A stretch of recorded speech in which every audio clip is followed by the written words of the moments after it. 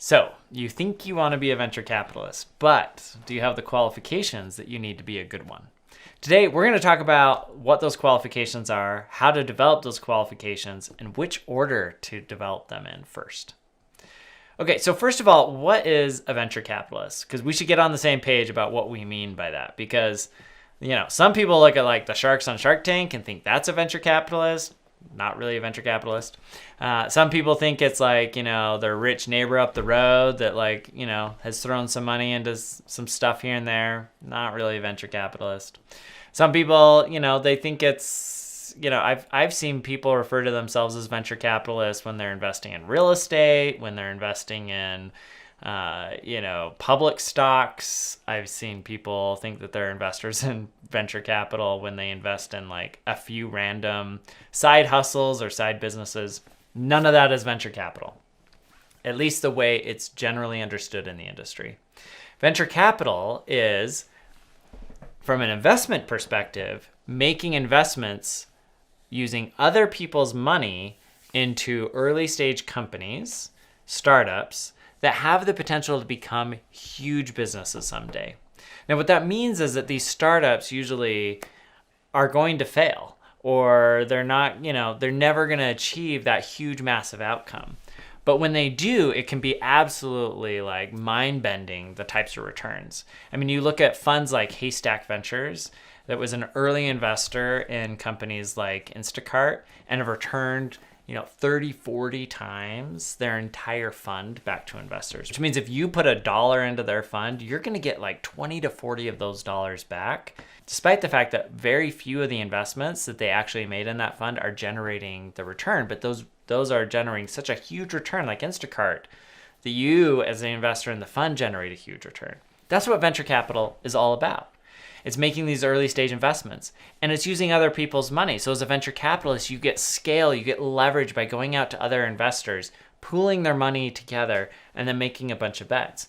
And so instead of as like an institution or a high net worth individual, trying to like pick the right companies to invest in, you invest in a venture capitalist who this is all they do day in, day out. And they hopefully have some really good expertise around identifying the right companies, supporting those companies, and achieving like a great outcome at the end. So what does this mean if you want to be a venture capitalist? What are the skills you have to develop?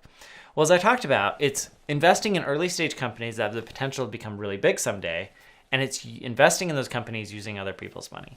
So in my mind, there are 3 things that you have to do to be a successful venture capitalist. And really, you only have to be world class at 2 of the 3. You have to be good at all 3, but you have to be world class at least 2 of them. And when I say world class, I mean world class. Like, you can't just be like pretty good at it. You got to be really good at it. But here's the thing. If you are world class at 2 of the 3, then you will be one of the most successful venture capitalists that, the world has ever seen. So let's talk about those 3 skills. So the first skill is being able to pick the winners.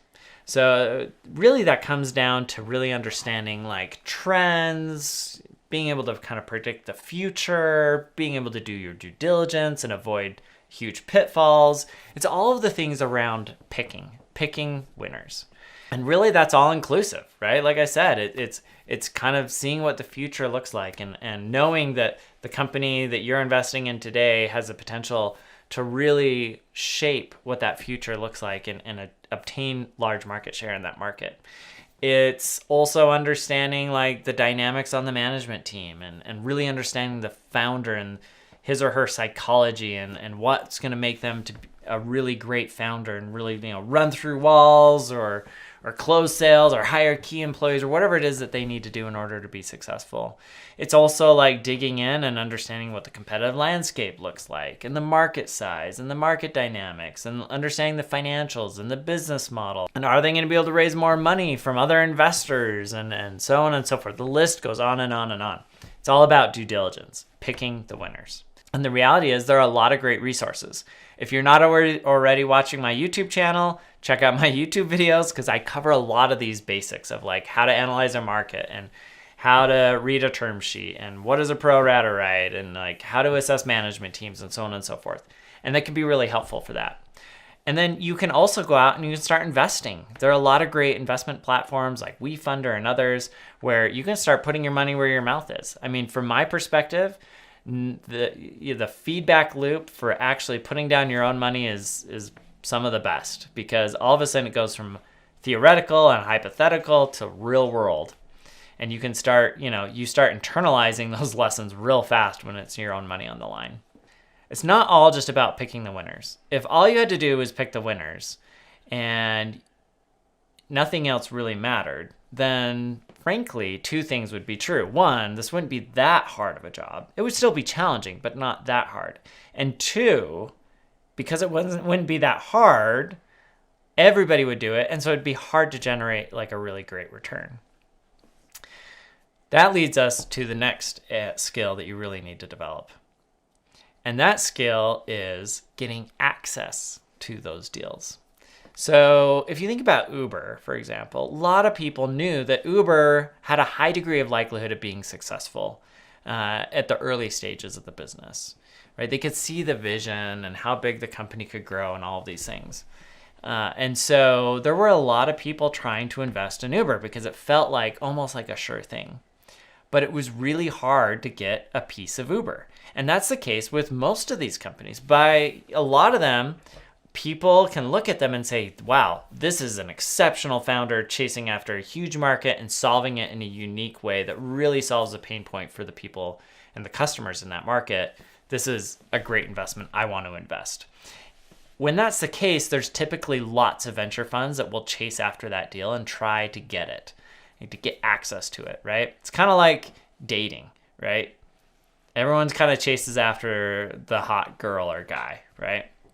And they got a lot of demand, a lot of offers. As a venture capitalist, you have to be able to win that deal. And there are a lot of different ways in which you can win the deal. Sometimes it's through relationships, just by being a good person and being the kind of person that an entrepreneur can trust and wants to have on their board and they feel like can bring real strategic value based on their experience and so forth. Sometimes it's the brand. So if you're Sequoia, you're Excel, you're Andreessen Horowitz, when you invest in a company, you pretty much guarantee that they're going to be able to raise their next round of funding, that it'll be easier for them to hire more employees, et cetera, just because the brand is that strong. So Sequoia and Andreessen are able to get really good access to some great deals. It may be that you have a better sourcing engine. You're able to find those diamonds in the rough and convince the entrepreneur to take your money because the Sequoias don't even know they exist yet, right? There could be a lot of different strategies, but at the end of the day, you got to figure out how you get in to the deal and what that strategy looks like. And really, at the end of the day, that's going to boil down to your network and your interpersonal skills. Venture capital is very much a networking game at the end of the day. I mean, if you think about like getting into the deal, one, you got to know the deal even exists. And two, you got to convince the founder to get in. And once you have that right to get into the deal, you also need to do your due diligence to make sure you're making a good decision. Because sometimes when you look at FTX had so much demand for their stock that Chamath over at Social Capital, he went to them and said, hey, look, I think the business is interesting. We're interested in investing, but, it'd be really good if you had some governance and a board. And they had so much demand for the stock that the CEO there, Sam, he told them to F off, right? He's like, I don't even want to talk to you if you're going to talk about a board, right? And so all the investors were like piling in money. They got access. What they didn't do was their due diligence, right? So that's why those two are really important. Now, the third one is this idea of investing other people's money. And that's all about fundraising. So you've got to go out and you've got to convince investors to invest in you as a venture capitalist, invest in your fund, so that you have the capital to then deploy into these companies. And that's important because it kind of plays off the other two. If you're going to invest at the Series A stage, well, most of those companies are going to need somewhere between $5 and $15 million of funding. And unless you have a huge personal balance sheet, which is, you'd probably need to have about $1 billion plus of personal wealth in order to do this successfully as an individual. Unless you're going to do that, you really, as a venture capitalist, need to raise somewhere between $200 and $300 million in order to play that game where you're investing $5 to $15 million checks. And that can be really hard for most individuals. So what do? They go and they raise money from a bunch of investors to build that fund. Fundraising as a venture capitalist, I will not lie, is super challenging. I mean, you see the headlines all the time, and it's, like XYZ fund, raised 100 million or 50 million or $1 billion, or Tiger raised $8 billion or whatever it is. And it just sounds like it's super easy.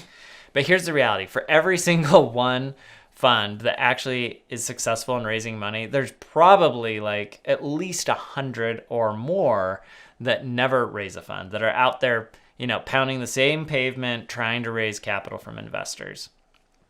And here's one of the dirty secrets. Fundraising is like sales. It's not always the best product that wins when it comes to sales. It's, in many cases, whoever is the best salesperson, right? And I think a good example of that is Andreessen Horowitz. In the early days, Andreessen was very good at fundraising. And part of the reason for that was because investors looked at Andreessen and said, hey, we think Andreessen has the potential to be the next big cornerstone marquee brand in Silicon Valley, but they're brand new. And so now's our chance to get in. Because Marc Andreessen's got this huge name, huge brand in Silicon Valley. And we love the vision of what they're doing. We're going to invest. And so they were able to raise their fund very successfully based on that strategy. But then the Wall Street Journal came out a few years later and showed their returns, and the returns were not that great. So you could argue they weren't doing a great job on the investment side, right? Criteria skill. Now today that's changed, and they're doing much better from a fund performance perspective. But you know what?